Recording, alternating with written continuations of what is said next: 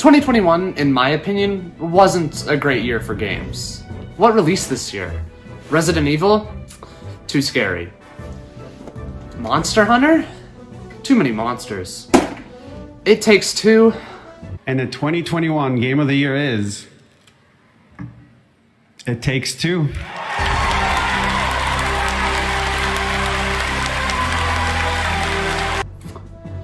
Maybe this year just wasn't for me in terms of releases, but I have the feeling that the industry is still reeling a little bit from the impact of COVID-19, as it seems like all of the exciting games have been pushed to next year.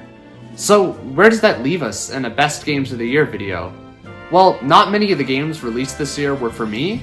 I still played some great games this year, whether that be games from a couple years ago that I missed out on, or retro classics that were from before my time. So without any further ado, here are my top games that I played in 2021, whether they released in 2021 or 2011. Or both. Untitled Goose Game isn't exactly the most popular game ever made, especially when put in the greater context of the Zelda series as a whole. I mean, after making the same game 5 times in a row, this game in particular was the one that made old Shigeru decide to maybe change things up. What is it about this game that people hate?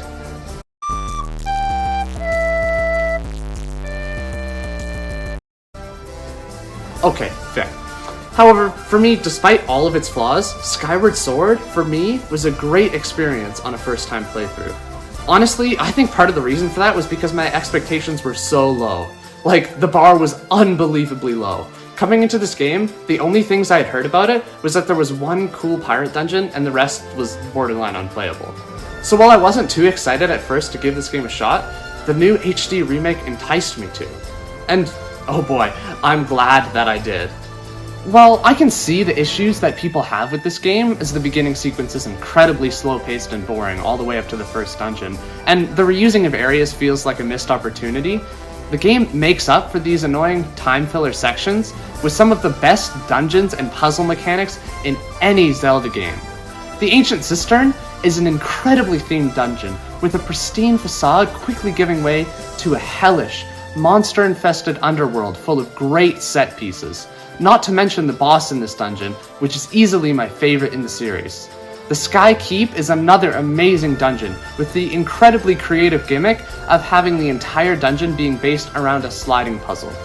And how could I forget to mention the best mechanic in the game, the time traveling of the Lanayru Desert. When people claim this to be the worst Zelda game of the bunch, I can't help but feel as if they're missing something. There is magic to be found in this game. Great dungeon design, great puzzles, great atmosphere, good characters, and good story. If you can get past the flaws and the slow pacing, Skyward Sword is still a Zelda game. And to me, if it is a Zelda game, it's worth experiencing. I won't go too in-depth on this next game, since I plan on doing a full review of it a little later down the line, but suffice it to say, any game that I can put nearly 50 hours into is probably pretty good. The concept alone for this game should be enough to sell it.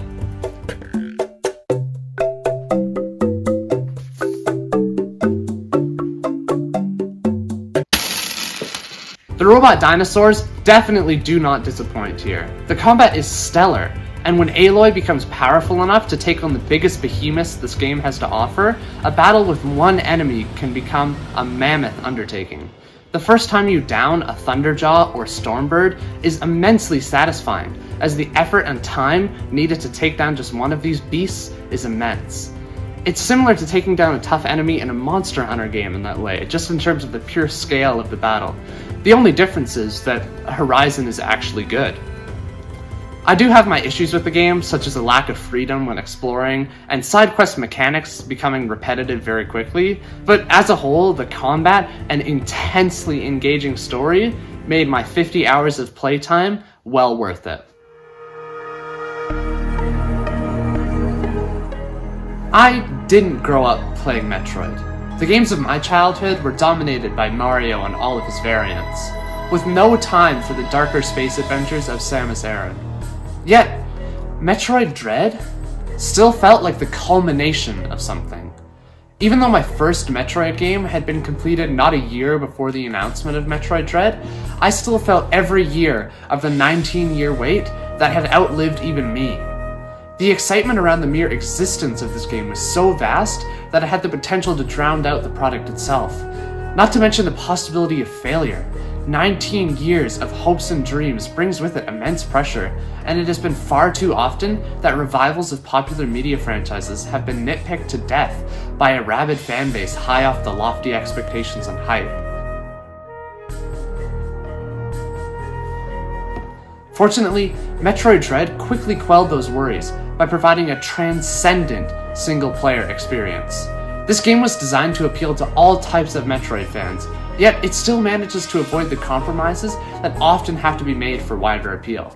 There are clever sequence breaks as a nod to the speedrunning community, difficult and varied combat for Metroid veterans, and, at least for Metroid standards, simplified exploration that helps with the turnoff that many new Metroid players experience when getting lost, taking difficult navigation and enclosing it into smaller sections of the map, confining barriers and lessening the punishment for not finding your way on an initial attempt. While I personally would have liked that exploration to be of a greater focus with less linear design, I understand that the solution the game provides is likely the best way to appease both veterans and the sorely needed newcomers. If you haven't checked out a Metroid game yet, please give Dread a shot. You won't regret it. Side note, Nintendo has now created 2 pieces of music capable of causing spontaneous panic attacks.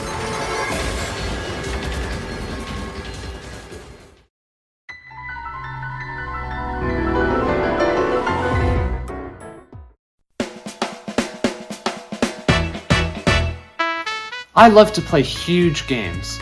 The feeling of getting immersed in a world and its characters never gets old for me, whether that be losing countless hours exploring Hyrule in Breath of the Wild, or just swinging around New York in Spider-Man PS4. Generally, the grander the scale, the better. But sometimes, you just need to turn your brain off for an afternoon and have some unadulterated fun. The quick, simple, and incredibly enjoyable gameplay of Rhythm Heaven Fever scratched that itch for me. And while that initially simple gameplay provides a low barrier to entry, that doesn't mean this game is without challenge or depth. Some of these minigames are insanely difficult to nail down.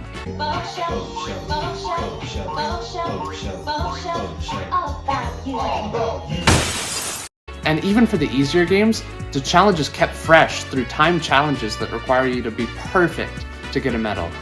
Each little rhythm game has so much replay value, even though the central gimmick of keeping time to a beat remains unchanged throughout all 50 minigames.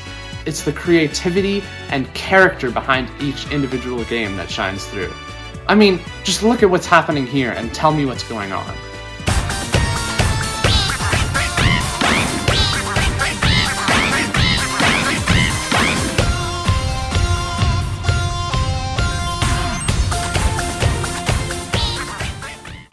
It's that zany, wild nature that permeates through every aspect of this game and makes it one of my favorite games of this year, despite its simplicity. If you have a Wii, make sure to check this game out. Okay, maybe not. Nintendo, please make a Rhythm Heaven for the Switch. I need to play Donk Donk in HD.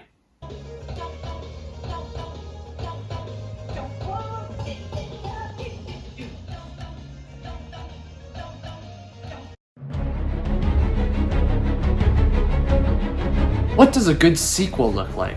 In a world where many sequels of lesser quality are created purely to capitalize on the fleeting success of the original product, it can feel as if sequels don't have a purpose, or, at the worst extreme, actively taint the reputation of the original. However, while many sequels mire in disappointment, Ori and the Will of the Wisps is a game that single-handedly justifies the purpose of sequels in a sequel-fatigued world. In anticipation of playing this game once my physical copies of both the original and the sequel arrived, I replayed the original game, Ori and the Blind Forest. It really is a great game with a smartly designed world and some great puzzles.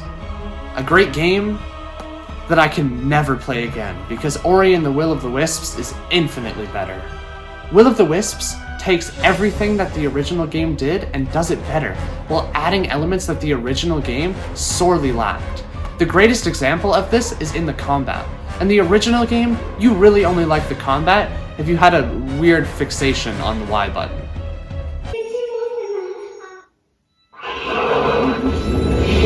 Oh yeah! As a result of this incredibly simplistic combat, there were no boss battles in the original game, which is disappointing, especially considering that the Metroidvania genre of games is famous for their great bosses. Now, to be fair to the original, larger-than-life bosses had a worthy replacement in these intricate, epic escape sequences that served as capstones to the major areas of the game, and those return in Will of the Wisps, alongside these new boss battles. While there are really only 3 major boss battles, they each stand on their own as great fights, layered, multi-staged brawls that are very intimidating given our character's minute size. These boss battles are great not just because of their depth and scale, but because of the increased amount of options you have to attack them, as not only are some of the best abilities from the first game, such as Bash, returning, but the Y button spam has been replaced by a wealth of combat abilities and options that are all varying levels of satisfying to use. Not to mention, alongside the revamped combat, the areas that Ori explores are more interesting, the story is somehow more touching, and there are actual NPCs. I absolutely adore both of these games, but Ori and the Will of the Wisps is so much more impressive than the amazing original game. To answer the original question, a good sequel is one that improves and expands so much on the foundation of the original that the original almost becomes obsolete. And if that doesn't define Ori and the Will of the Wisps, I don't know what does. Prior to playing Demon's Souls, I had never played an Elden Sekiro Soulsborne game.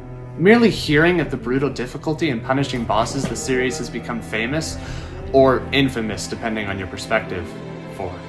I wasn't sure how appealing that would be for me, but after committing unspeakable acts to get my hands on a PS5, I had to beat an old lady with a stick to get this. I had to try out the most illustrious exclusive this console had. And before even 10 minutes had been spent in this world, I immediately realized this game wasn't going to give me anything unless I earned it.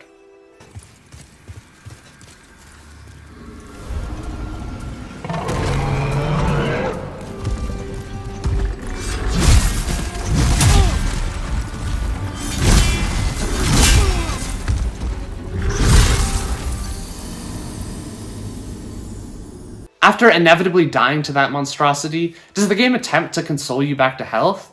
No, it immediately punishes you again by taking away half of your health bar. For new players such as myself, this is incredibly jarring, almost making the game seem to be rigged against you. But this is where the genius of the game lies. While difficult bosses, enemies that can kill you in 2 hits and a halved health bar can make the game seem impossible, the game gives you avenues to overcome the challenge, finding items such as the Cling Ring and Regenerator's Ring, giving the player leveling options to make their player stronger, and an increased arsenal of weapons and magic to give the player options for each encounter. Unlike most games, Demon's Souls actually gets easier as the game goes on, which, at least for me, gave an insane sense of empowerment as I would breeze through portions of the late game that would have been impossible for me in the early game. I spent 3 hours straight trying to beat this stupid spider in the first level of Stonefang Tunnel, but after upgrading my character and playing many of the other levels, I was able to come back to Stonefang Tunnel and beat the second and objectively more difficult boss, the Flame Lurker, in just a couple of tries. It isn't that the end bosses or levels pull their punches, absolutely not. Instead, it is you that has gotten better, both through natural progression gained through practice and the in-game progression of leveling up. Paired with the stunning atmosphere in every single level that really showcases how exceptional the graphics on the new PS5 are, probably the best looking game I've ever played. Demon's Souls, despite how crushing the difficulty can be, is an immensely enjoyable experience, front to back. On November 18th, 2002, Nintendo released a masterpiece. Metroid Prime was a game dripping with atmosphere, great world design, progression, and exploration remaining enticing for almost the entire duration of the game. I loved Metroid Prime when I played it last year, and it was probably my favorite game that I played in 2020. I didn't think anything could top it. Then I played Metroid Prime 2. I don't understand why nobody talks about this game. The first game is always the one that is highlighted whenever the Prime games are brought up, and the second game always gets forgotten. I don't understand why. Just as Ori and the Will of the Wisps improves on the foundation that Ori and the Blind Forest sets out, Metroid Prime 2 improves on almost everything that needed improvement from the original game. Metroid Prime has too much pointless backtracking that artificially inflates playtime? Boom. Metroid Prime 2 limits backtracking and makes areas more accessible when backtracking is necessary through a well-designed world that has each area attached to an easily accessible central hub. Metroid Prime has underwhelming bosses that don't pose much of a challenge? Boom. Almost every item now has a boss guarding it, with some that are more difficult than anything in the first game, like the Spider and Boost Guardians, for example, not to mention the incredibly designed 4 main bosses that all exceed any bosses present in the first game. Metroid Prime has an incredibly annoying, time-wasting fetch quest at the end of the game that kills the pacing. Well, okay, maybe it doesn't improve everything. Sky Temple Keys aside, this game has everything I wanted from the first game, improving even on areas of strength in the first game, such as the atmosphere. Where 2 of Metroid Prime's 3 main areas are interpolations of the stereotypical fire and ice worlds, Metroid Prime 2 ups the ante with incredibly creative areas, especially the Sanctuary Fortress, a mysterious, tech-laden world, which is a concept I'm surprised hasn't been done more. While this game excels in so many areas, the most crucial of these areas is the classic Metroid feeling that the game has at its core the entire game. The feeling of being lost on a mysterious planet left with nothing but the basic necessities. It's the feeling of being alone, lost in the midst of a mysterious and sinister world, with the need to rebuild and become stronger being paramount. It is why I haven't loved the little bit I've played of Metroid Prime 3. I haven't finished this game, so maybe the game changes this, but the mere fact that Samus has complete access to her ship makes that game feel more like just an adventure game than a Metroid game. Metroid Prime 2 is complete isolation, other than the few Luminoth that provide insight into the mystery of the Dark World and the Ing. Just the first hour of this game confirms this. We know something has gone terribly awry on the planet Aether, but all we know is that a Federation ship has gone missing.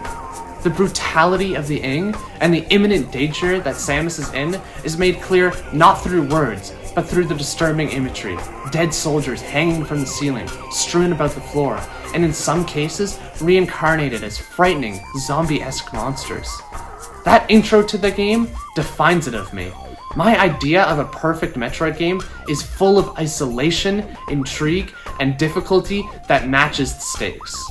Based on that criteria, nothing defines Metroid more than Metroid Prime 2.